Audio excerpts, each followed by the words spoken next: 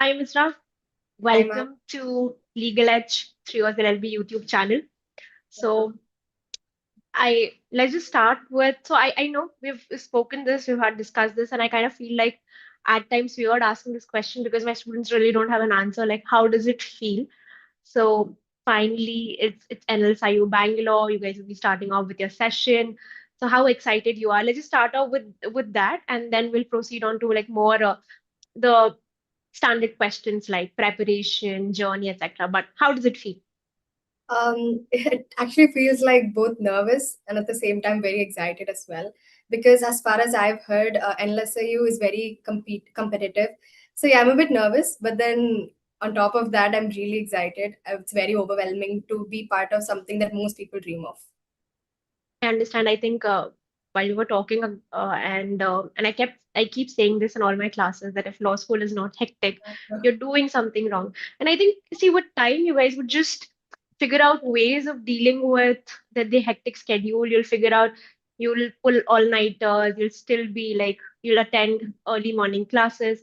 So I think guys would get through. But yeah, I'm super happy. Congratulations. Much, ma'am. Thank you so I much. know we were talking and we're still the results of NLUO are also waited. Like I'm really Yeah. looking forward to it because I know you've put in a lot of effort. Yes. But nevertheless, NLS it is. Let's just to walk all students, participants watching this session. Let's walk them through your journey. You had a pretty interesting journey in terms of how you chanced upon law and etc. So let's just fill them in with it. Sure. So I did my 12th in Tamil Nadu. So while after doing my 12th, while thinking of what I'm going to be doing next, I had in the back of my mind that I want to do a professional course. But then since I was going through a surgery back then, I wanted to go light on my studies for then. So yeah, I did my bachelor's of commerce from Christ University. After that, after my second year, I had to go for an internship. I went to Ernest and Young EY for my internship, wherein I met a lot of people, a lot of professionals. It made me realize that to actually shine in a corporate world, to have a edge over other people, I should have my own niche. I should have like a specialization wherein I can thrive and also be a step above the other people. So yeah, with BCom I needed something else. So while I talked to many people, I realized that law was very intriguing for me. I found law to be a daily challenge, not just while studying or while working, but then it comes with a course. It's a big journey. So I wanted to be really part of it. So yeah, I think that's why I chose law. I mean, I think does not really come a lot naturally to somebody who's pursuing BCom. I Yeah. think a more conventional pathways is to either go for masters or MBA. So while you were weighing what next in your career trajectory, what are the parameters that you considered and what pros and cons that you considered, and then finally ended up deciding that you'll pursue law? Because it's not a very conventional next step in anyone's career trajectory, most specifically if you come from a background like this. Yeah. So most people after doing BCom they think of MBA. So I did go through those options as well. So once you get into MBA, you'll have to choose between marketing or finance or HR. So while I was exploring all the options in those sectors, I wasn't much interested. It just didn't pull me towards that sector. Like I was like, how would I be after when I'm 30 or I'm 40? So I didn't see myself being learning something on a daily basis, well as compared to law. So I think that's why law just pulled me. Yeah, I did consider a lot of options. With regard to whatever I'm going to be doing after BCom, I considered CA as well. But then, yeah, something about law just pulled me. It was like, yeah, you're going to do it. I think very well articulated and explained that a lot of students. So I generally have this discussion with a lot of students while they're deliberating, confused whether to go for MBA, masters, or law. And amongst like a list of parameters that I suggest them, one is also that inclination and interest. Because Yes. whatever it is that you'll actually pick up Yeah. in an ideal scenario, you're likely to do it for the next 30, 40 years of your life. And it's Yeah. extremely important if that's the kind of lifestyle that you want for yourself. Yeah. So amongst other parameters like, how much gestation period, how much of time can you invest, monetary investment, your inclination and your strengths are Yeah. equally very important for you to factor in while deciding the next step in your career trajectory. So I think uh, the kind of clarity that you bring in, I hope will help a lot of students that these are the parameters that you should consider while deciding. So, when did you, or I would say, how did you come across NLSAT? When did you start preparing? I know we've like had a lot of discussions, but again, to help students understand. So the thing is, like, while I was doing my internship, I decided I want to do law. But then again, in law, there are like several sectors, like several divisions. So while I was exploring options there as well, I decided that either I want to get into taxation law or mergers and acquisitions. So while I was talking to a lot of people who worked along with me, as well as friends and family, I came to know that to get into a, like, if you're going into litigation, you'll be more concentrated on a pathway where they follow a rhetoric type of education.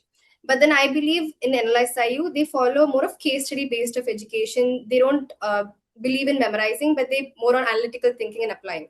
So I think that's why I was interested in NLSIU.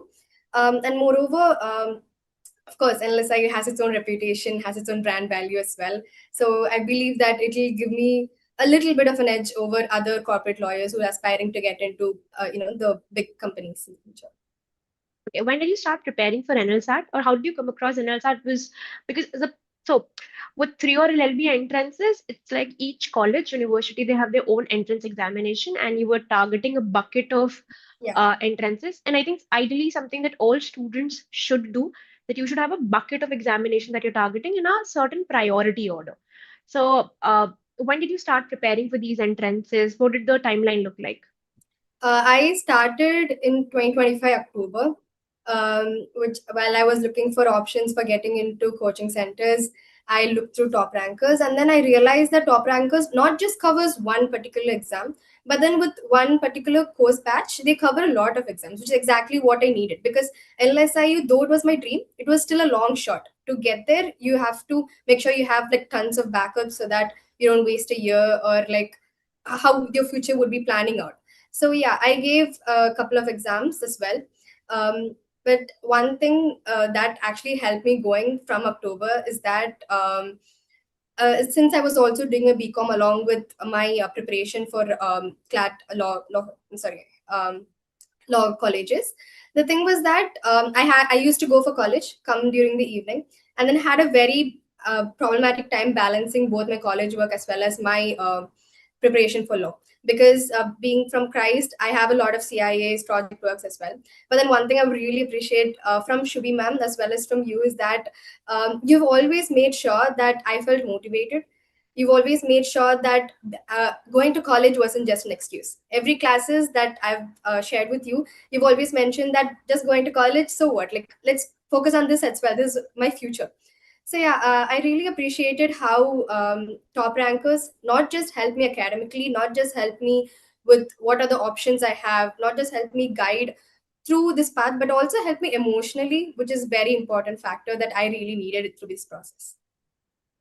Thank you. I mean, I think you know it's very rewarding when we see our students get into their dream law schools. And I think that's after a point in time, just see them get wherever they intend to. Because we were as I think all of us were as anxious as you guys were, if not more, in and around the time of the results. And to see you guys, because we know you guys put in a lot of time, effort, and energy. And I'm glad that you highlighted the fact, because I know all of us keep repeating this in our classes, that we will not let our students take the excuse that we are busy with Yeah, colleges, but exactly. with classes, projects, and everything. I think it's just how you condition your mind. The more you allow yourself that sort of flexibility, the work will expand. And after a point in time, you need to prioritize. And your entrance examination, the competitive examination is the priority. Yeah. So thank you, and of course, we're super happy to have played a part in your journey. Let's just to help with students a little more. To like two layers of the question. First, let's focus on how did you structure your preparation for NLSAT Part A and Part B, and how exactly did you balance the rest of the entrance examinations with NLSAT? Because see, even though there is an overlap in terms of the sections and syllabus, but the paper pattern differs starkly. So, how did you balance the preparation for other entrances alongside NLSAT, and what did you do particularly to cater to NLSAT? Okay, ma'am, while I was in college, while I was doing my degree, I made sure that during the mornings, I did more of comprehension. I did a lot of reading. I wanted to increase my speed. I always record myself reading and then increase my speed, because I felt like personally that to cover so many paragraphs in the given amount of time was not enough for me. So I had to focus on increasing my speed of reading, not just reading, and also understanding what I've read. So yeah, I focused on that during the mornings. And then evening after coming from college, I focused on current affairs because I felt like I wanted to improve more on that. And during the weekends, on Saturdays and Sundays, I used to focus on essay writings, which is part B. So yeah, that's how it initially started. For some weeks while I had exams and everything like that, I used to focus. When I had more hectic work, I used to focus on English and logical reasoning because I felt like those are my strong sides, which I needed for other exams as well. So yeah, that's how it began. It was a slow process in the beginning, but then towards, I think, February or March, I made sure that I increased the number of essays that I started writing. Per day, I completed the entire mock. So that's how it began. Yeah. And then towards the weekend, I focused on comprehension, while during the weekdays I focused on writing to improve my speed as well. So yeah, after my exams got over, I had a lot of time after that. So yeah, every single day I used to write. I used to make sure that I had covered one mock per day. But then more importantly, not just writing mocks, but then the reviews that top rankers gave me is what actually helped me improve. Because for me, I had a specific style of writing. I was not very much adapted to the style of writing that NLSU was expecting from me, especially the IRAC method. Because I come from a matriculation background where we believe in writing a lot of answers, putting in a lot of thoughts. But then NLSU expects clarity of thought rather than just writing paragraphs and paragraphs. So yeah, I think top rankers, by reviewing all my answers, by reviewing each and every sentence, actually, they made sure that I was able to correct each of them. So yeah, I think that helped me a lot. And moreover, over a period of time, I realized that I was lacking in a particular thing. My reviews came well, the reviews that I got, I realized that where I was lacking, it was repeated. So yeah, I tried to improve myself. I got help from Shubhi ma'am to know where I can improve, how I can improve. So yeah. Okay. I think that's the whole point, that it's 20% of actually taking the mock and 80% is actually the Yeah. analysis. Listen. And an analysis actually means taking note of the pattern. Like where exactly are you making a mistake, and to have that logbook and continue to improve upon the same. I remember all those discussions from the answer writing classes and everything. Yes, ma'am. So I think consistency and just showing up. I see students making this mistake a lot, is that they get demotivated. So it's fine to get demotivated, but not, you don't have to let it act as a barrier in your preparation. You have to push through. So keep trying, keep trying, keep trying, and that's how you gradually improve. And I think I've seen you do this consistently throughout the year. So, and we can all see the results now. You're going to NLSIU Bangalore. So I think key takeaways: solving mocks is extremely important. I Yes. see a lot of students procrastinate right till the very end. I remember that all of us were literally behind each one of yours live to write mocks. That guys write mocks, and otherwise you will not learn what are your weak areas. The second part of the question: how did you balance the rest of the entrances alongside NLSAT? Ma'am, for me, when I started my preparation, like for a month, since during the beginning of the month, I made sure that I covered the legal reasoning. I completed the entire RSM book. I was like, that was something that it was very intriguing for me. So I just wanted to cover the entire book. So I think I was mostly done with legal reasoning. That was my very strong subject. With English, it comes with practice. It's like, though you're very proficient in speaking, or like you could be a good scorer in school, but then like the grammar that they could be asking you might not know, like in the time being, because most of the exams focus on speed rather than actually knowing the answers. So yeah, I had to focus on my speed as well, like how quick I could think of the answers. So yeah, with regard to English, I focused on a daily basis, just like half an hour or 1 hour with English. After, if whenever I could get time, or during the weekends after I practice my essays as well. So yeah, with legal reasoning, and then for logical reasoning, I made sure that I had a proper notes for that, because like I felt like top rankers classes helped me a lot. The bunch of They segregated the topics very efficiently. I had the RSMs as well, which were segregated very efficiently. So I feel with logical reasoning, for me, it was just like solving. continuously solving, attending classes, continuously solving. It was just practice. I feel like for me, the preparation for other exams were more of a continuous process. I don't remember actually sitting down for 10 days together, just trying to get everything to my head. Since it was like a continuous process, I had my notes ready.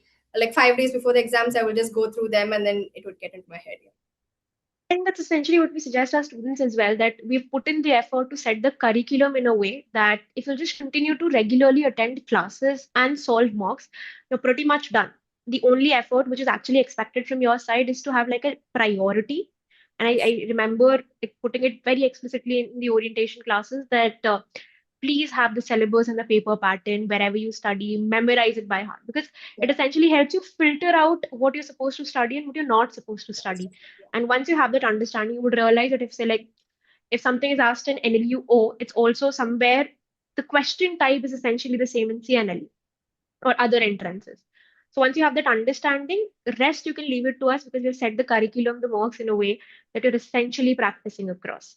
And I think that's the whole point, that even when you're served with a plan, the execution rests on students. And you have executed it with immense flair and perfection. And of course, I'll continue to congratulate because I'm like really, really looking forward to seeing all Alicians at NLS Bangalore. And I keep telling each one of you to send pictures because I am very excited. The NLS library, the moot courts, all of the competitions.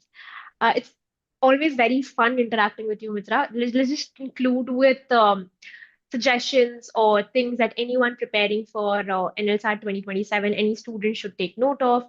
Plus, I think just I have a lot of questions. I have questions here in the chat as well. Somebody's asking what's the ideal age for 3 years LLB. Well, in my understanding, you can make that career switch whenever you want to. Yeah, But exactly. yes, I mean, it eventually boils down to where do you want to see yourself in, say, like a couple of years from here. And but just to reflect on it a little, if you want to add something to it. I feel like once you start loving law, loving the concept of law, the age really doesn't matter. Because after completing 3 years of BCom, like most people would think another 3 years of studying, but then that really doesn't matter when you actually love the subject. So I don't think age is really a matter when it comes to studying something new and learning something new. I completely agree. And I think on similar lines, a lot of students, when they ask whether they should go for gap year for NLSAT or not, I think again that's a very objective assessment because eventually, if you see, time flies. It literally passes by in a jiffy. So a year is worth the exam is worth that investment in terms of time. And plus, again, take an objective metric basis where you are, where do you have to support your family financially? Do you have that financial backing? Do you have to start to earn immediately? If all of these factors are like in your favor, uh, you taking a gap year or making that career switch isn't really a big deal. You just need to have like a very clear objective plan in your mind. Okay, quickly, just we'll conclude with things non-negotiables for students appearing for or thinking to prepare for NLS at 27. I would say consistency. That would be a non-negotiable factor. Since the day you join into Legal Edge, like you should, I prefer to be like consistent in small ways. Like I know, like as soon as we enter into class, for me personally, like I was not sure how to begin, where to begin from, because I had lots of materials in front of me, but then I didn't particularly know like how to start. But then I started with the videos. I made sure that I made use of every resource that was available to me. I started like that. So yeah, being consistent is very important. Making use of all the resources that LegalEdge provides is also important. Because right before the exams, you guys prepare like special current affairs notes for us, which is really helpful for um, like gathering all the current affairs that we had learned like a few months away. Like we would have learned that like really a long time ago, but then we wouldn't be remembering it right now. So it really helps us like that. And also, I feel apart from consistency, it also depends upon the motivation. So anytime you lack motivation, I feel like there's a mentors. We could just give them a call any time of the day, and then they would actually pick up the call and then help us. I would really like to mention this. Once while I was going to write one of my exams, I think around 1 p.m., I really had a doubt. I was doing my logical reasoning answers and then I had a doubt. I texted Shubhi ma'am, not expecting a reply actually. I just wanted to just text and see. And she replied in like 2 minutes. It was like 1 p.m. at the night. She was there for me and she gave me reassurance. She asked me to go sleep right now. stop getting all things into your, like, stop worrying about it in the last minute. So yeah, I feel like always stay connected with your mentors. Always be consistent. Don't carry away yourself. Like, make sure that on a daily basis you're always looking into the Legal Edge portal and doing at least one video per day. So yeah. One of the key takeaways, I see students doing this mistake that that hoard material. They fail to strategize and execute. So I like one whichever institute organization that you're with, all preparing for NLSAT 27 or thinking, just stick to, because I mean the teams put in a lot of effort to put and collate everything together. You will continue to hoard, and if you're not actually study revise, you're doing injustice to your preparation. So I think thank you so much. Uh, I'm very certain that this is going to be extremely, extremely helpful for a lot of students who are either thinking of preparing for NLSAT 2027 or also have started to prepare. And something that, again, um, it's about time that you start preparing, because it essentially takes a lot of pressure off your shoulders. The nearer that you are to the exam, there's a lot of unsolicited or uncalled for burden. So space your preparation properly, start taking marks, and yeah, am really looking forward to you in NLSAT, and I hope all students are attending the sessions as well. You're going to have great, great seniors. Just stick to Yeah. your preparation. Thank you so much, Mitra. All the Thank you best, and so yeah, much. It's my pleasure. Thank we'll you. continue to talk over how's life at NLS. Yes, ma'am. Sure. Thank you. Thank you so much.